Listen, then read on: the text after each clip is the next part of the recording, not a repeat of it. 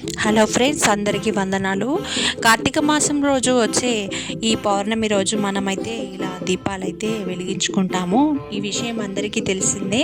కొత్తగా తెలియడానికి అయితే ఏముంది అని అనుకుంటే, మనము ఈ దీపాలైతే ఖచ్చితంగా 9 దీపాలను అయితే వెలిగించుకుంటే ఆ అమ్మవారి కరుణా కటాక్షం మనకు ఎప్పటికీ ఉంటుంది. ఇందులో కొత్తగా తెలిసిన విషయం ఏంటంటే, మనకు ఈ కార్తీక పౌర్ణమి రోజు ఇలా చేసుకున్నామంటే మనము తొందరలో ఐశ్వర్యవంతులమైతే ఖచ్చితంగా అవుతామండి.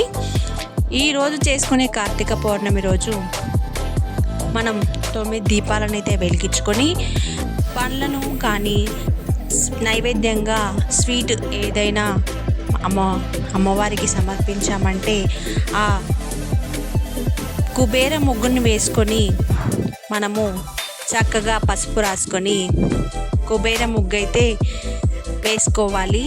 ఈ కుబేర ముగ్గులో పసుపు కుంకుమ వేసుకోవాలి. ఆ శివుడి ఆశీస్సులు కూడా మనకి ఎప్పటికీ ఉంటాయి. ఇంటి ముందు రంగు వల్లుల ముగ్గులు వేసుకోవాలి. అలాగే తులసి కోట ముందు కుబేర ముగ్గుని దీపాలను వెలిగించుకోవాలి.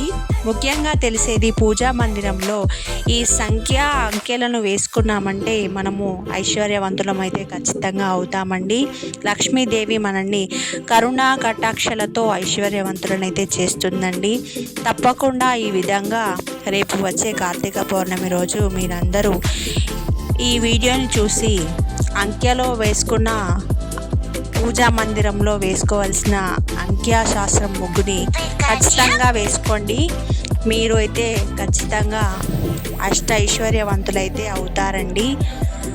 ఈ నియమాలు పాటిస్తూ రేపు కార్తీక పౌర్ణమిని అయితే జరుపుకోండి. అందరూ కూడా అందరికీ కార్తీక పౌర్ణమి శుభాకాంక్షలు.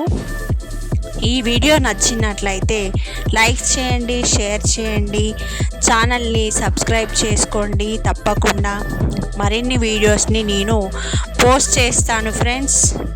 తప్పకుండా అందరూ షేర్ అయితే చేయండి. ఈ కార్తీక మాసంలో మీరు అష్టైశ్వర్యవంతులు కావాల్సిందిగా అమ్మవారిని మనస్ఫూర్తిగా కోరుకుంటున్నాను.